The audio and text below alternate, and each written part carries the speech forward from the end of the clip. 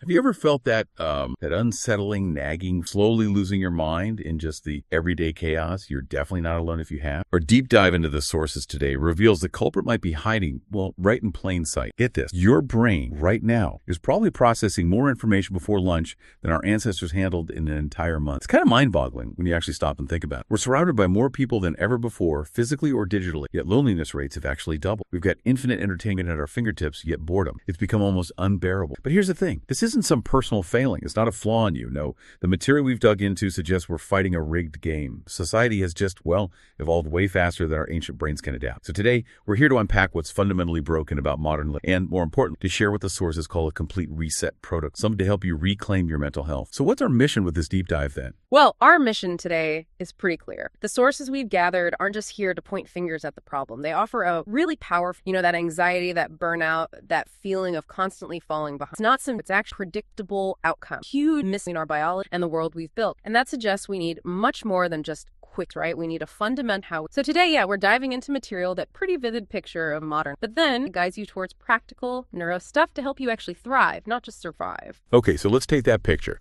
What does our sources suggest is maybe your average day. You wake up, maybe like a lot of us, and what's the first thing you do? Immediately reach for the phone. Before your feet even hit the floor, you scroll through a feed of people living, apparently perfect lives, or you've already downloaded the world's anxieties directly into your nervous system. News alerts, emails, notifications. Your brain, which amazingly is still wired for maybe 150 close relationships, is now trying to keep track of hundreds, maybe thousands of digital acquaintances. Then it's often a day under fluorescent lights, which are totally tricking your circadian rhythm that's your body's natural clock into thinking it's always noon. Maybe 8 hours staring at screens, endless meetings, processed food for lunch, hardly any real movement. And then you wind down with, more blue light from Netflix? Is it really any surprise we often feel so empty despite being constantly stimulated? And then we wonder why mental health is in crisis. Exactly. And the core question that jumps out from these sources, why this widespread crisis? The central idea, the one that keeps coming up, is that we're running Stone Age brains on digital age demands. Think about it. Our nervous system, brilliant as it is, was built for immediate physical threats, things you could fight or run away from. But today, it's grappling with these abstract anxieties that never seem to resolve. Work stress, social media comparison, the 24/7 news cycle, money worries, the consequence. Our fight or flight system gets stuck in the on position, flooding our bodies with cortisol and other stress hormones that literally have nowhere to go. And the statistics, they're stark. Anxiety and depression rates up 25% in just the last decade alone. A staggering 82% of research studies link heavy social media use directly to depression. Living in a city increases your anxiety risk by 21%, and mood disorders by 39%. And maybe most telling, nearly half of all adults report feeling lonely most of the time. What's truly unsettling is that we've normalized this. We've somehow convinced ourselves that feeling overwhelmed and stressed is just what adult life is. The source is just we've started medicalizing normal responses to abnormal. That normalization point, that's exactly what grabbed my attention sources too. It's almost insidious, isn't it? Think about your great-grandmother's day, like these materials invite us to. Her day would have unfolded in natural light. Her body would be constantly moving, her hands working on real things. She'd be deeply connected to a small, stable, close-knit community, people she really knew. She slept when it was dark and woke with the sun. Her food came from the soil, not a fact. Her entertainment, conversation, stories, maybe just quiet contemplation, not algorithms designed to hijack her attention. You, on the other hand, you live in a world that, let's be honest, profits from your distraction. It feeds on your insecurity. It gets rich from your restless. Every single app on your phone is meticulously engineered by teams of behavioral psychologists. Their job is to make it harder for you to look away. Social platform. They trigger FOMO, that fear of missing out, and constant comparison. News outlets thrive on anger and fear because, it keeps you glued longer than hope does. The sources warn pretty clearly this just isn't sustainable. Your body is keeping a silent tally. Every unnatural input, every misconnection with nature, every moment of real solitude you've traded for digital noise. And that bill, it suggests, is coming due in the form of anxiety, depression, burnout, and this deep nagging sense that something essential is missing from your life. It's a powerful picture.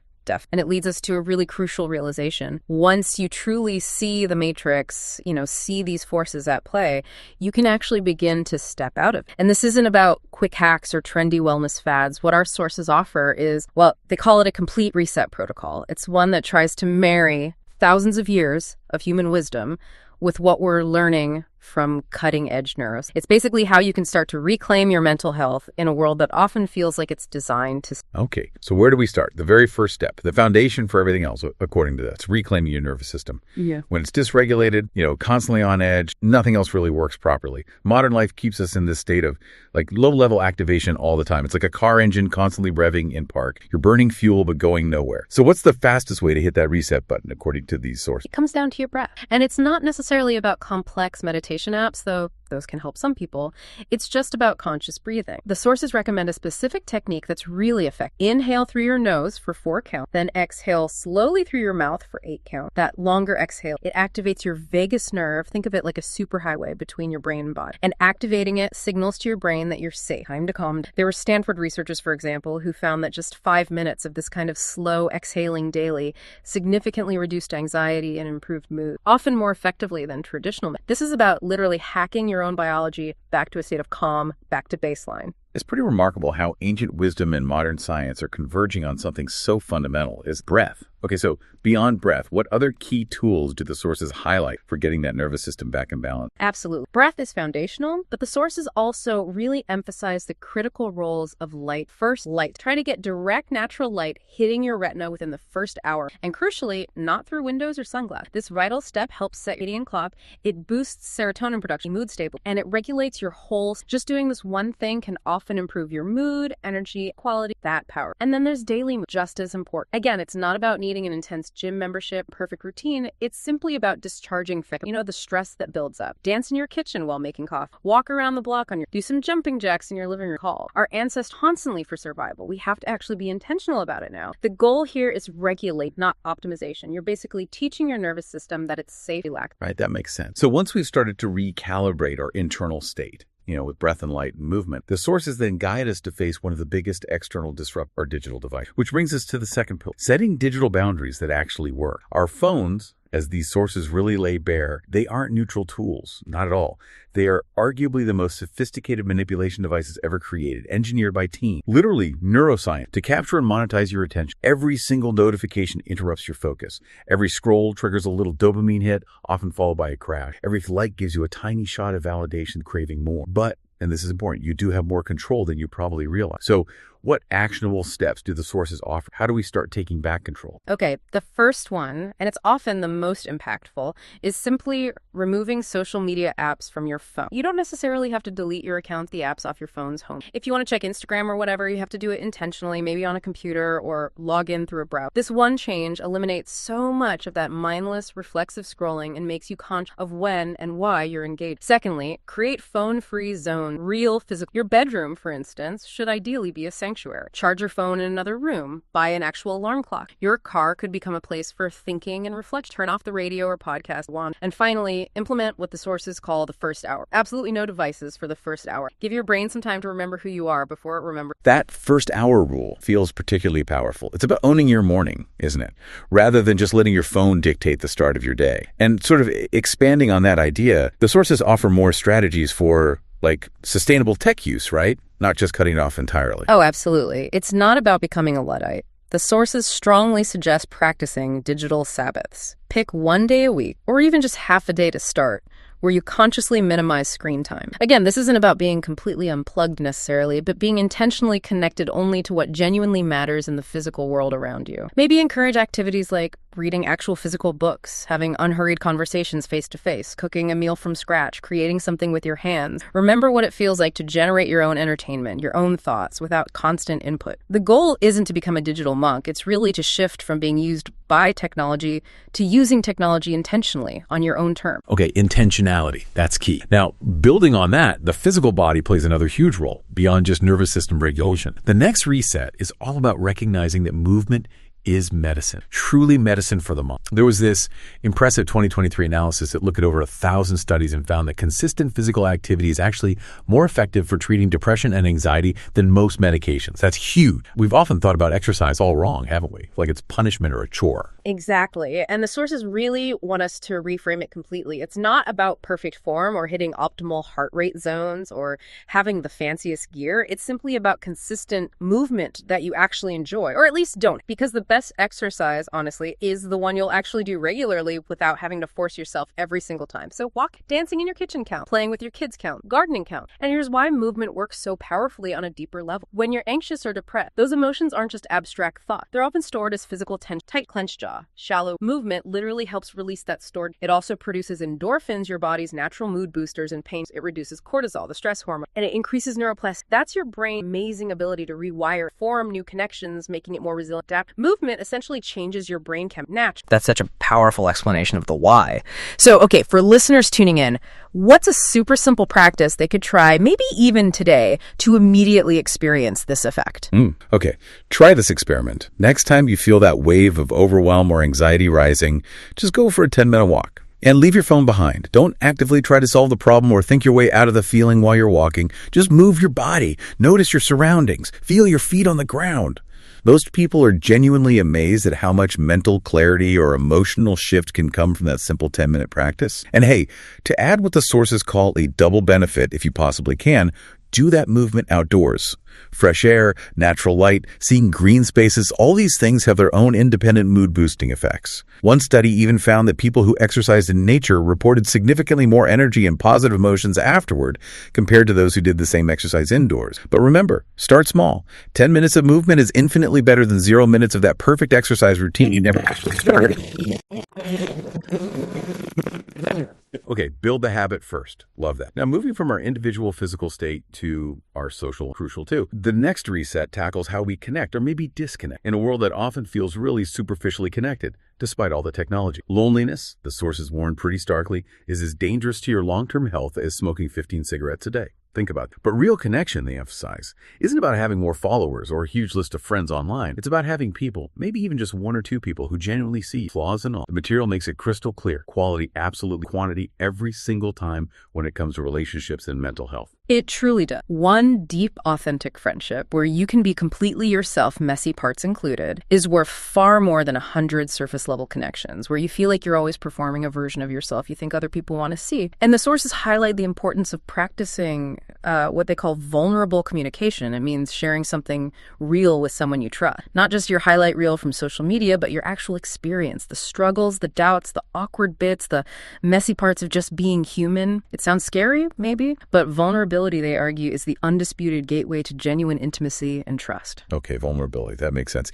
even if it feels hard sometimes. So the immediate question that pops into my mind is, how else do we foster that deep, genuine connection in practical terms? Well, one thing the sources really emphasize is the value of unstructured social time. So not necessarily networking events or tightly scheduled activities, but simply hanging out with no specific agenda. Things like cooking a meal together, taking a walk with no destination, or just letting conversation nap. It's in these informal, relaxed connections that real bond happen. Beyond that, the sources also suggest serving something bigger than yourself. Maybe volunteer for a cause you care about, mentor someone. They're the ones with strong... That idea of creating rituals. It's so powerful. It grounds us, doesn't it? Gives us anchors. And maybe as counterintuitive as it might seem in our constantly buzzing, overstimulated world, the fifth reset encourages something that feels almost revolutionary. Solitude without loneliness. In a world that literally never stops talking, silence becomes solitude. The sources are really careful to clarify, isn't the same as loneliness. Loneliness is imposed. Solitude is chosen. It's choosing to be alone with yourself without distraction. And they argue it's absolutely essential for mental health. But okay, for someone just starting out who maybe finds silence uncomfortable, how do they even approach? Yeah, it can be really hard at first. The advice is simple. Start small, really small. Maybe just dedicate 5 minutes to sitting quietly. No music, no podcast, no scrolling, no to-do lists buzzing in your head, just you and your thoughts. A lot of people find this incredibly difficult initially because we've become almost addicted to constant external stimulation. It feels weird, empty even. But the sources say, push through that initial discomfort. Your ability to just be alone with yourself without needing external entertainment is honestly a superpower in the modern world. It teaches you fundamentally that your own company is enough. Right, the superpower. I like that. And beyond just sitting in silence, how else can we really connect with ourselves in that chosen solitude? What other tools are there? The sources strongly suggest journaling. And don't worry about writing beautiful, amazing prose. That's not right to understand. Your stream of consciousness is great. Dump whatever's in your head or make gratitude or try to process difficult emotions by writing. Simple act of putting thoughts down on paper helps externalize those mental that often stop spinning around in your head. Also, try taking walks without leave the phone at home or at least in your pocket. Walk, notice things, the temperature and sounds, feeling. This is really a form of meditation, and it can be much for. And perhaps most important, when was the last time you allowed without a distraction? Boredom. It's actually where creativity often sparks, where unexpected solutions to problems, where you remember who you are and all the roles. Stop trying to fill every single micro moment. Let your mind wander where it goes. Embrace boredom. Okay, that's a challenge for many. And finally, the sixth reset. This brings us kind of full circle, back to a really fundamental. We need to reconnect with the natural. We are nature. It's not. We evolved outdoor, under natural, in direct contact with modern life. For many of us, has almost completely severed this vital connection, and the sources argue we are absolutely paying the price with our mental. So they're a really compelling case for prioritizing daily nature exposure, however small. They absolutely do, and it's often simpler than. It's not about needing to go camping, spend some time outside, even if it's just sitting on a balcony for 10 minutes or walking to your car a bit more slowly in mind, or eating lunch in a park. Natural light regulates your mood. Fresh air clears your mind. Just seeing green spaces has been shown to cortisol and lower blood. Expanding on this, the wider context, our provide even suggests practicing what's sometimes called earthing or ground, literally just taking off standing on grass, sand, or soil. Now, while it might sound a bit mystical, or science behind it is actually pretty robust. Direct contact with the earth helps rebalance your body's It allows free electrons in your body to utilize free radicals. Your body evolving that connects seems to have measures. Wow, so even just standing barefoot on the grass in your backyard could actually have a physiological. What else can we do to bring this connection back into our lives? So try growing any simple house plant on your desk, small herb garden on your. Maybe the act of caring for others connects you to natural, and it can give people sense. Also, start paying more attention around. Notice how the light. Notice trees budding. Try to align your own natural. Constantly fighting. Maybe rest. Embrace more out. You're not separate part. And hey, when you really can't get outside, consciously bring more. Maximizing that sound relax. Your nerves recognize. Look, the goal is survival. It's simply to remember on a day that you belong. Okay, so bringing all of this together, what does this really mean for you, the listener? What ties all of these resets together, it seems, is this powerful realization. You're not a machine that needs to be optimized or hacked for maximum productivity. You're a human being. You're designed to flourish community in nature with a sense of purpose and meaning. And our sources gently but firmly remind us of ancient wisdom that speaks directly to this. The Stoics, for instance, understood something we seem to have forgotten. Focus on what you can actually control, primarily and practice acceptance for what you cannot. Modern life often convinces us we should be able to control everything and then punishes us emotionally when we inevitably can't. Your real job isn't to control outcomes, it's to manage your internal state, your response. Buddhist wisdom teaches us about impermanence. Everything changes, the good times, the bad times, including whatever struggles you're facing right now. The key they suggest isn't to desperately try to avoid difficult emotions, but to learn to flow with them, like water moving around a stone. Resistance creates suffering. Acceptance creates space for healing. And indigenous cultures across the globe have always held this deep understanding